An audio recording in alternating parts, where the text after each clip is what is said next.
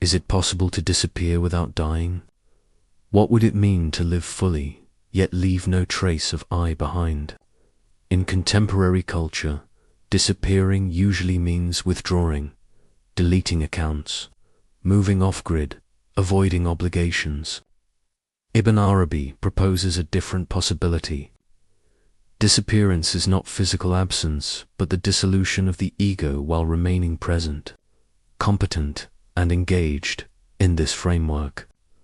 Liberation is not escape from life, it is freedom from the illusion of separateness. The belief that experience belongs to a small owner called me.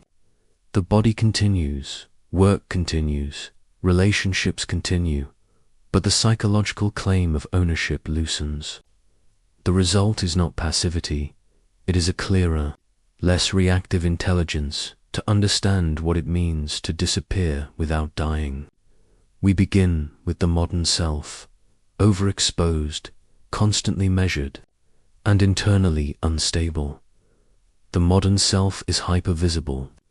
Self-branding and social metrics encourage continuous self-monitoring. This pushes the brain's default mode network, the system involved in self-referential thinking, into overdrive. From a neuroscientific perspective, the default mode network is valuable for autobiographical memory and planning. But when chronically activated, it reinforces rumination, comparison, and anxious forecasting. Research associated with Marcus, Rachel, and colleagues shows the default mode network dominates mind-wandering and narrative self-talk. Elevated default mode network activity correlates with stress and depressive symptomatology. The result is a loop. How am I seen? Who am I becoming? Am I enough? In this loop, identity becomes a performance, constantly edited but rarely at ease. The more effort invested in strengthening the personal story, the more fragile that story feels. This is not merely a cultural critique. It is a functional problem. Excess self-focus narrows perception, biases interpretation, and increases reactivity. If disappearance means anything here, it would be the reduction of unhelpful, self-referential processing without reducing competence or care. Ibn Arabi's model offers exactly that, not the enhancement of self, but its transparent disappearance. Ibn Arabi, 12th–13th century Andalusian thinker, analyzed consciousness with a precision that still feels contemporary. He is a philosopher of being al-wujd and of self-knowledge, marifa al-na. His central premise is that the self we commonly defend is not ultimate reality. It is a veil, a temporary lens through which being perceives itself. True existence belongs to the real al-Gaqq. In this perspective, what we habitually call I is the divine gaze filtered through limitation. Disappearing, therefore, does not eradicate function. It removes false ownership. The person remains as a locus of experience, but the claim "this is mine" relaxes. What follows are 4 teachings that make this operational and place Ibn Arabi's view in dialogue with modern psychology and neuroscience. Concept: the ego is a mental construct, not the essence of identity. Ibn Arabi distinguishes between nafs and ruh. Nafs refers to the constructed, conditioned self, memory, traits, roles, preferences, and defensive patterns. Ruh refers to spirit consciousness, the witnessing awareness within which all changing states appear. In his model, the ego is not evil, it is adaptive. It organizes experience and supports daily function. The problem is misidentification, treating the adaptive construction as the whole of who we are. Modern science converges. Neuroscientific work indicates that the sense of self is a distributed process, not a single self-center. Cognitive science frames identity as a narrative construct maintained by prediction and memory. The brain anticipates experience and then explains it to itself, creating a story of continuity. A practical example clarifies this. During flow states, intense creative work, athletic performance, or deep concentration, narrative self-talk diminishes. Performance often improves precisely when the me falls into the background. This suggests that the ego is not essential for precision or care. It is one mode among others. Insight, to disappear in Ibn Arabi's sense, is to loosen identification with the mental story called me. So consciousness functions directly, less filtered by ownership and defensiveness. Concept. You are a mirror through which the real sees itself, not the image that appears. Ibn Arabi writes that the world is a mirror where the real beholds the divine names. Every quality, mercy, strength, clarity, anger, appears through persons as reflections of those names. The ego claims ownership. I am kind, I am angry. The mirror principle reframes this. Qualities arise and pass. One is the locus, not the proprietor. In psychological terms, this aligns with attention bias and projection. People tend to perceive externally what is active internally. Jung's shadow work describes how disowned traits show up out there until acknowledged in here. The mirror neurons of the motor system offer a biological resonance. Perception and action are tightly coupled. We simulate others to understand them, which makes seeing oneself in the other a literal neural process. Example, consider criticism. An ego-defended stance treats it as a threat to identity and responds with denial or counterattack. The mirror stance asks, what does this reflect about my patterns? Even if the critic is inaccurate, the reaction reveals the conditioning.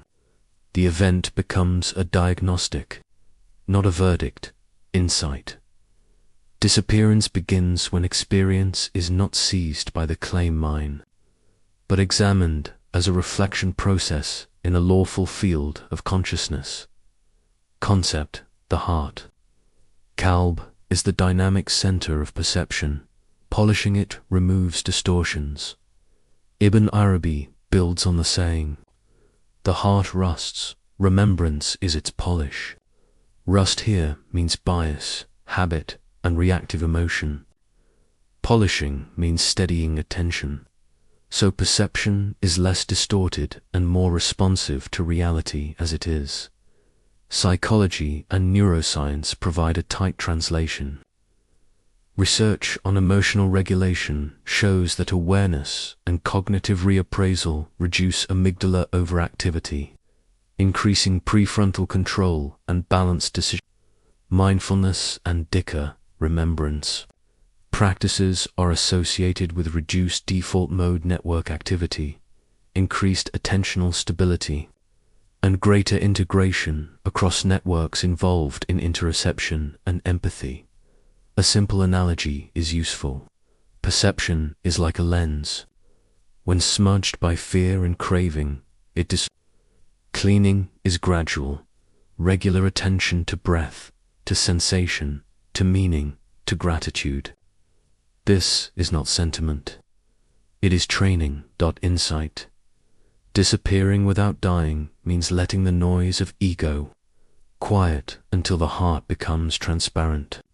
The gain is accuracy, seeing people and situations more as they are, and less as fear or desire imagines them.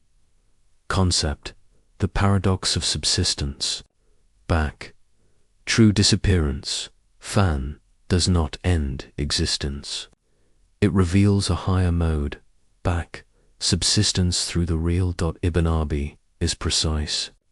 The I as a separate owner dissolves, yet functional individuality remains. The classic image is a wave becoming transparent to its oceanic nature. It has form and movement, but its substance is water. Likewise, the person continues to act, choose, and speak, but without the psychological contraction of ownership. Modern research in transpersonal psychology associates ego transcendence with increased well-being and creative insight.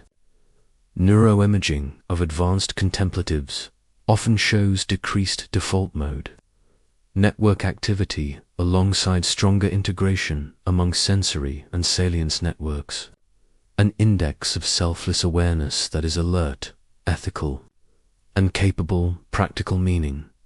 Actions flow, not from compulsion to defend an identity, but from clarity of the situation.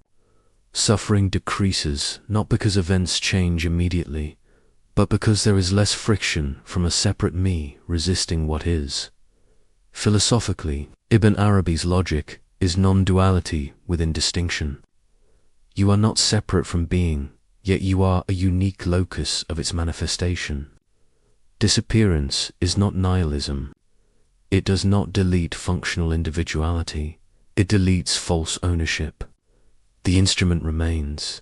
The imagined owner retires. Systems theory provides a modern echo. Subsystems, organs, organisms, minds are nested within larger systems, families, ecosystems, cultures. Health emerges when the local system recognizes its participation in the whole.